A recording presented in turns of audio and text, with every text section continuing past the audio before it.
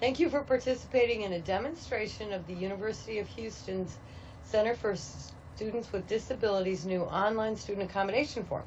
The new online form is called the Student Academic Adjustment Auxiliary Aids Form, or AAAAF. This form will be implemented in the fall 2017 semester for new student accommodation requests. It is replacing the currently utilized paper student accommodation form, or SAF. You will continue to receive some paper forms for students who are not new and have already been utilizing accommodations. Some benefits of the new online form for faculty include improved efficiency. You can review forms whenever it's convenient for you. Better organization, you can maintain all the forms in one location. Remote access through PeopleSoft. It's paperless, so you don't have to keep track of numerous confidential papers. Improved communication. The specific accommodations requested are in writing, so there is no room for miscommunication as to which accommodations were requested. And improved accountability. You can track when students provide their forms to you and the specific accommodations they're requesting. And the benefits to students are obviously very similar. I wanted to mention we also do have a policy on accommodations. It's called the Student Academic Adjustments Auxiliary Aids Policy. It is a SAM through Legal Affairs. It's posted on the CSD webpage at uh.edu/CSD, the Equal Opportunity Services Provost webpage, and some others.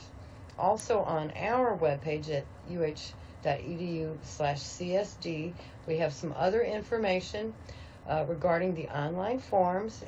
They're under the online forms heading, and that includes the online accommodation form, just a brief description, which also contains another video with instructions, an FAQ page, a student quick guide, and a faculty quick guide. Thank you very much, and I will turn it over to our CSS team to provide the specific information.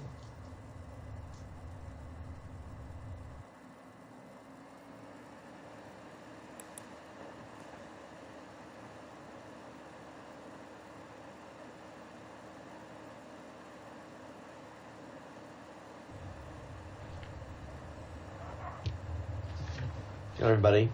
My name is Rick Arnold. I am a functional analyst with CSS, and I wanted to what I'm going to do is I'm going to go ahead and give a brief overview of the actual workflow itself. And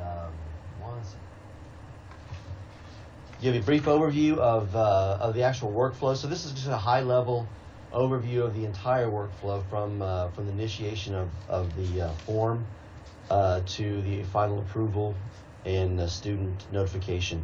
And then what I'm going to hand off to Riyad Triantoro, and he's going to go over just your portion of it. So the faculty and the instructor supervisor. He's going to touch on the supervisor role briefly, but he's going to go primarily over the class instructor demonstration, just basically from when you all receive the accommodation request from the student through the final approval and then the submission to the student. So starting with the CSD counselor. So what happens is the CSD counselor initiates the workflow during the counseling session with the student, and then the student will receive an email generated by the workflow prompting the student to approve the restrictions and accommodations that were agreed upon by the student and the CSD counselor by clicking on a hyperlink in the student's email. Okay, so the student will be directed, after logging into PeopleSoft, the student will be directed to the academic accommodations form that lists the student restrictions and limitations and the student accommodations. So the student must submit or approve the recommendations that were agreed upon with the CSD counselor by clicking on either confirm or decline. If it's confirmed, then the form will be routed to the AAEC chairperson. The AAC chairperson reviews and approves the student request and then routes it back to the student for their approval. So the student's second approval, right here, okay, so the student will receive an email notification that instructs them to log into Campus Solutions to access their accommodation request through their PeopleSoft work list. And what they're going to do is they're going to choose any or all accommodations that were agreed upon with the CSE counselor by selecting a checkbox next to each accommodation code, and then forward the request to each instructor. Then the faculty email notification. The faculty will receive an email notifying them that the student has submitted an accommodation request and is instructed to log into Campus Solutions to access the accommodation request through their PeopleSoft work list. Next, the instructor can request the approval.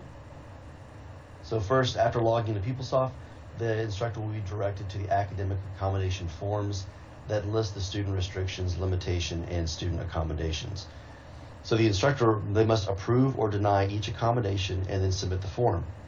If all the accommodations are approved, then the form will be routed to the student notifying that their request has been approved. However, if the instructor has denied all the accommodations, then the instructor will receive a pop-up message informing them to contact the CSE office within 7 business days, or the request will be deemed approved and all accommodations will be approved. If at least one of the accommodations are denied, a pop-up message will appear notifying the instructor that the request will be forwarded to their supervisor to review. So what I did here was, the first scenario was if the student had submitted the accommodations to the class instructor and the class instructor just approved all of them, then that ends the workflow. That goes to the student, and the student is notified, and the form is completed. This section right here is if there's any dispute about any of the accommodations. So if the class instructor denies one or more of the accommodations, then the request goes to the instructor supervisor. So after discussing the denied request with the instructor supervisor they may allow the denial to stand and submit the request, or they can push back the form to the instructor so that they may approve the accommodation. If the accommodations are approved, then the workflow is completed, and the student will receive an email notifying them that the request has been approved. However, if the accommodation is denied by the instructor supervisor, then the form will be routed to the ADA 504 coordinator. The ADA 504 approver can coordinate with the instructor supervisor on whether or not to push the request back to the instructor supervisor to approve the request or to submit the denied request. In either case, the student will be notified of the decision to approve or deny the request. So if the request, after the ADA 504 approver, that notification will, final approval will go to the student. So that's it for the CSD workflow. I'm going to hand it over now. We're going to go to the actual demo with Ria Triantoro.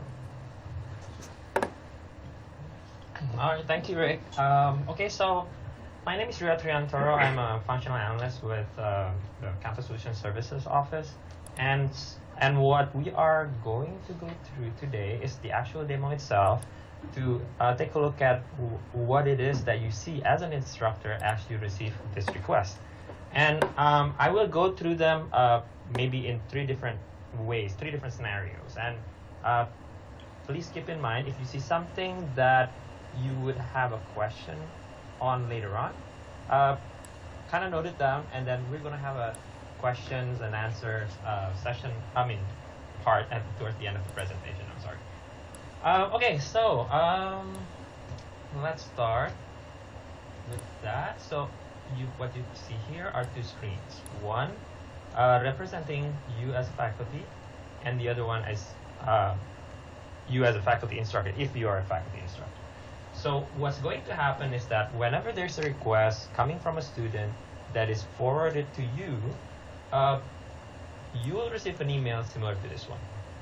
And on this email, it will show the student ID, the institution, which is going to be UH, of course, and the application number that's associated with this request. The student would select all of this request basically based on the accommodation that has been approved by CCTC. And as you receive this email, the next step to do is actually log into your faculty self-service by going to Youth Access UH or myuh.edu. Okay, so let's go on and move to this one. If you are a faculty member, and as you log into your Access UH or myuh, then what you see on the screen is this. So, to look at the item that was forwarded to you, you would go to Work List, and then here you will see that form that has been forwarded to you. And click on this part here, and then what you'll see is the form itself with the restriction code of the student and the accommodations that are being requested. Now, as I mentioned earlier, we have 3 scenarios. So Rick also mentioned that a little bit. One is when you deny all of the accommodations. The second scenario is when you have one denial out of the multiple accommodations that are being recommended, or if you approve all of them. So let's do the first one, which is all denial. So what I'm going to do is, if I deny both and I click on submit, what's going to happen is that you're going to receive this message. This message is basically built based on the policy that has been set by by CSD and also by Dr. Baker. So that way, if it's a complete denial, then you would have to contact the CSD office to kind of discuss this.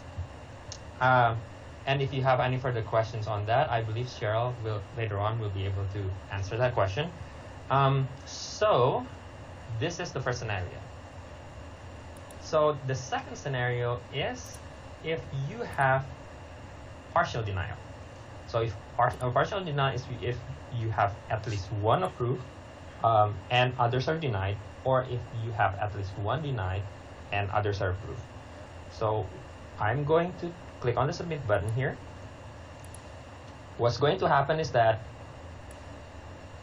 this particular form will now go to the faculty supervisor. And that will initiate a discussion between the faculty supervisor and you as a faculty member.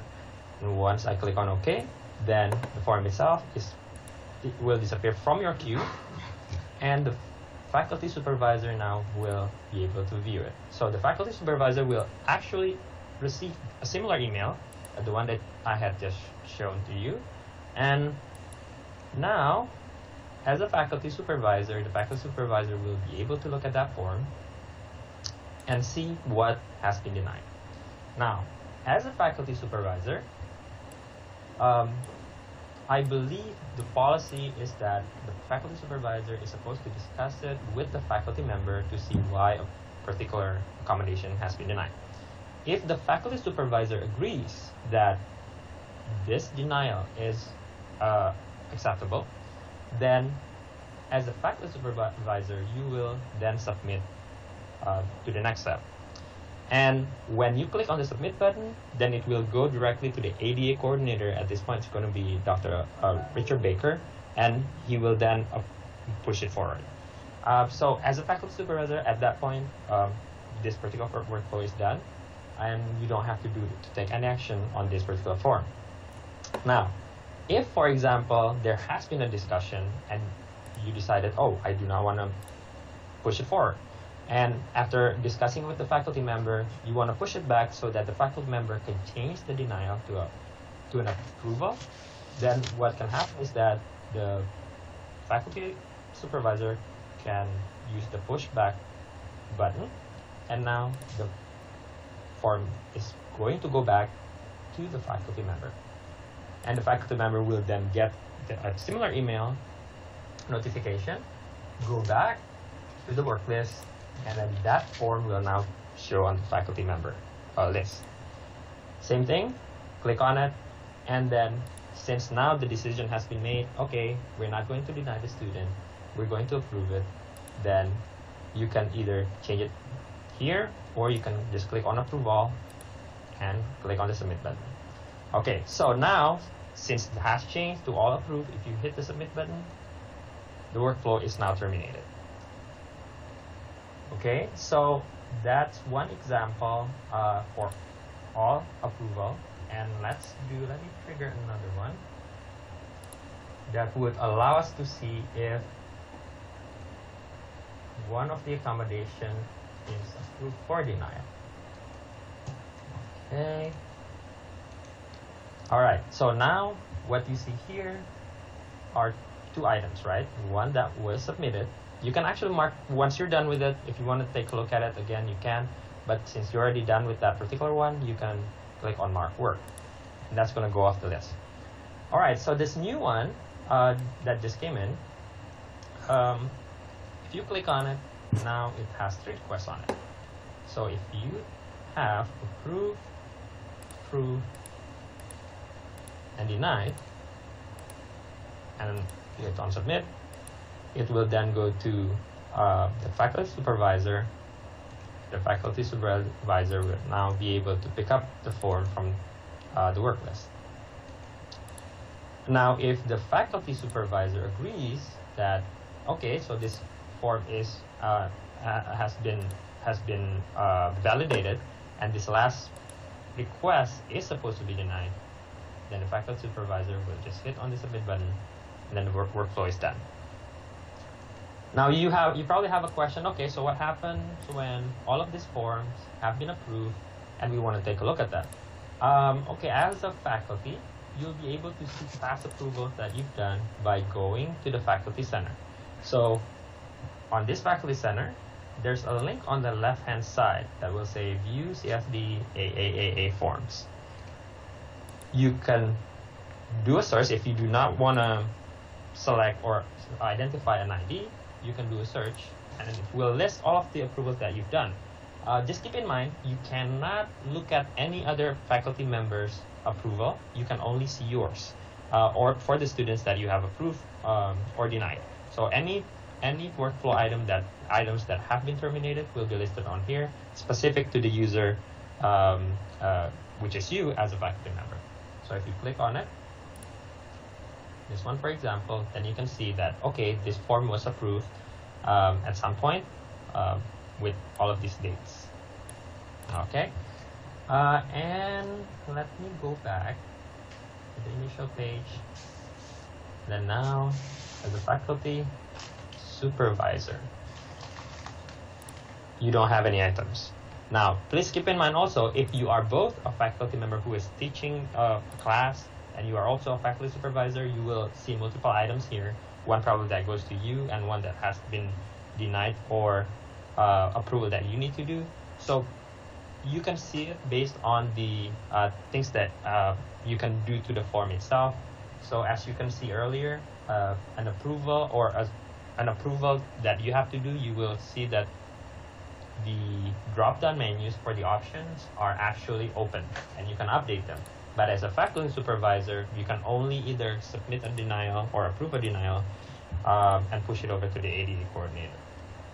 So, and pretty much that's it for the faculty member and the faculty supervisor. If you are not a faculty supervisor, then you won't have to deal with the second one, the second part here.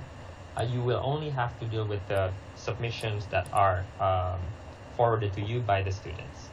Okay, so let me see. I don't think I have, and that's pretty much it. I don't think I have anything else. So I will just go through the questions and answers if you have them. And before we start though, I do have a question that was actually submitted before or prior to our presentation. And the question was, would it be possible for a department chair to delegate the supervisor approval process? Because sometimes there's a person within the department that will have to approve whether a denial has been made. And so the answer to that is yes. And what we do is actually on this setup page here, we can select a particular person to be identified as an approver. So in this particular example, it's a political science department, and then this person currently is the supervisor or the department chair for that department. So at some point, things would change starting from a certain date that would need to be changed, then I can just change it by doing that effective, let's say, May 1st. Let's see here. Let's say May 1st, 2017, that it's going to be myself. So we can do that here.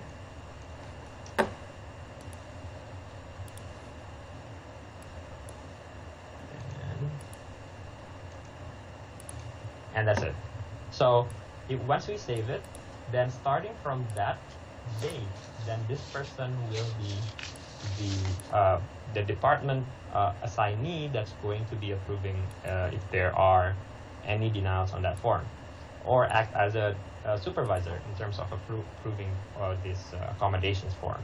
And if you want to change it, let's say in the future, you know that, okay, well, starting August, you want to change it to somebody else, then we can put August here, and then change it to somebody else. So, and that could be done.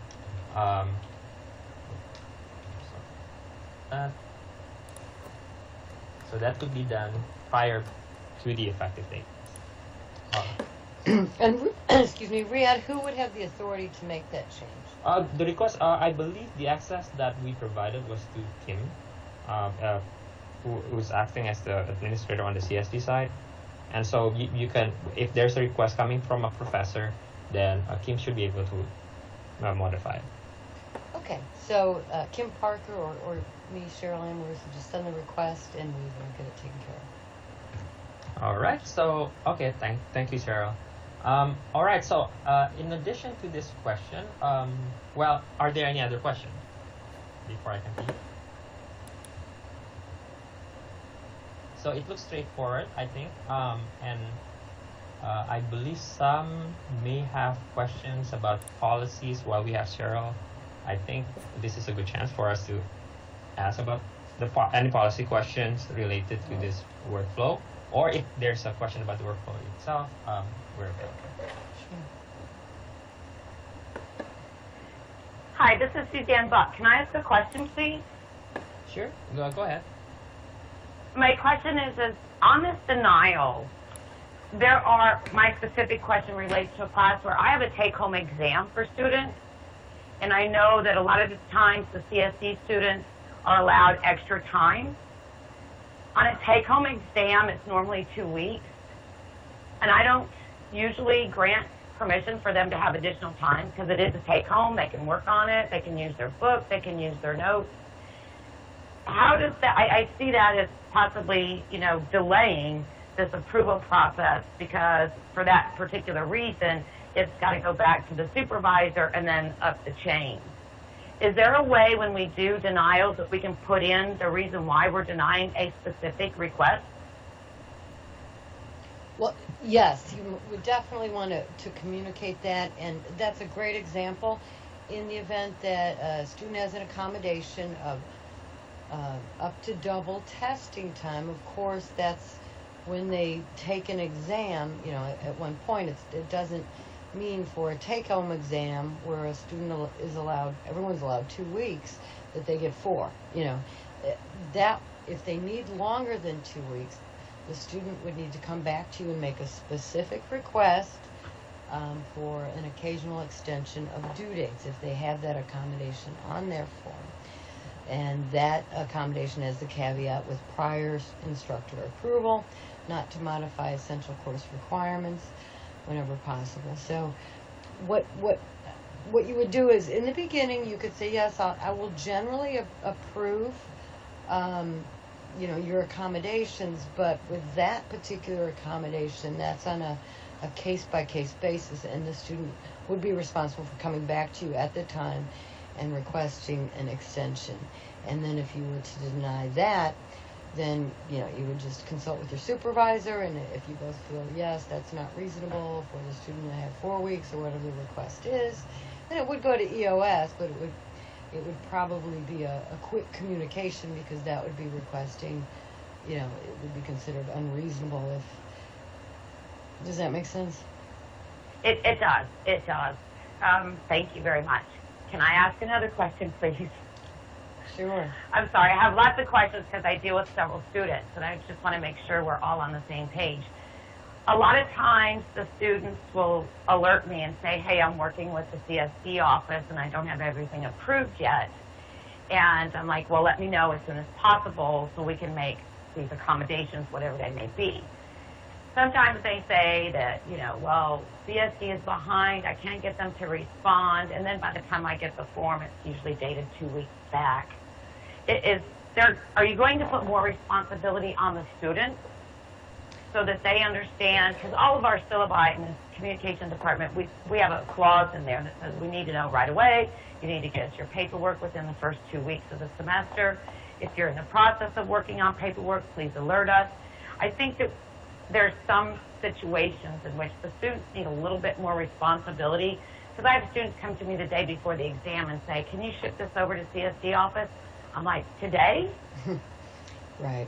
Well, one of the beauties of this new online form is it does put more responsibility on the student. So the student, once the form has gone through the AAC approval process, and if it has been approved, then the student will receive an email notification that the student then needs to go to their student center and select the instructors, excuse me, for the classes that they're taking, and then the student has to go into each and every form and select the accommodations that they would like to request for that particular class. So for your class, the student would go in, check the accommodations they were requesting, and forward it to you. So then you won't have to worry about just being handed a long form with lots of accommodations and not knowing what the student, is wanting to use in your class. Okay. Will there be a follow-up? Because on the faculty, I believe you mentioned that if in 7 days we don't contact, it automatically goes back to approval. So if the students don't follow up on their portion, is there a follow-up sent out from your office so they know, hey, we sent this to you, you haven't done anything, you need to get busy on this? At this point, no. Similar to our current process, we'll email, we'll alert the student that this is your responsibility, but if they don't follow through, we, at this time anyway, don't follow up and remind them. Now, maybe in the future something like that could be built in, but not at this time. Okay, super. Thank you. That's all the questions I have. Sorry to monopolize the time. If I could just clarification. Dr. Buck, if I could just add to that, the student can also at any point go in and forward the accommodations to their instructor. So if they don't do it right when they get the notification, they can still go in later and send the form to the instructor. And we do always encourage students, the beginning of the fall is a very busy time here. We act as fast as we can, but we can't always get students in, say, within 1 week. So, plan ahead and communicate with your instructors. Much, Cheryl. Appreciate that.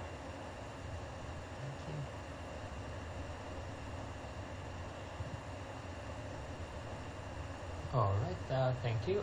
Any other questions?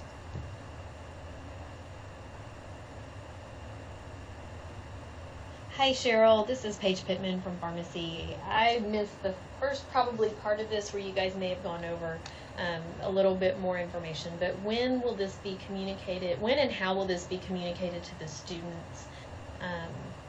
And when will they be able to go into the computer system and kind of start this process? We wanted to do this first, and then we'll be sending notifications out to the students. This online form will just be utilized right now with new students who are registering with CSD. So students who are already utilizing our services at this point will continue to use the paper form. So we don't have to worry about them at this point. It's just the new students. And so each new student will come in and meet with the counselor, so we will walk them through it so they don't have to do it independently.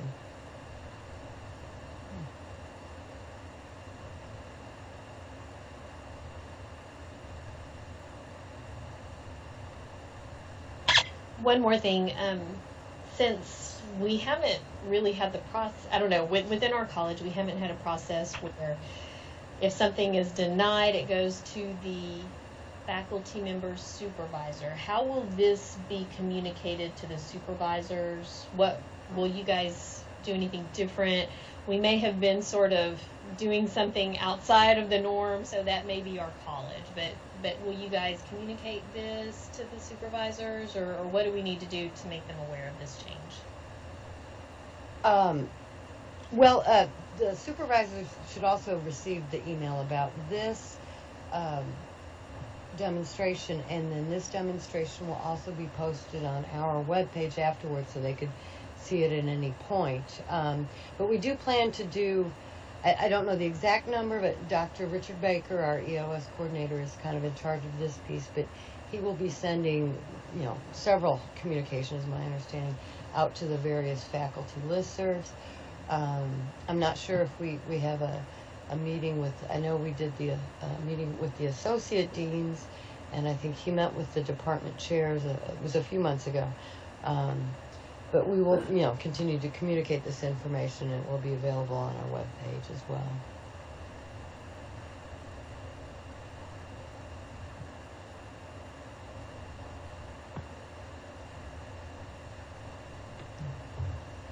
Any additional questions?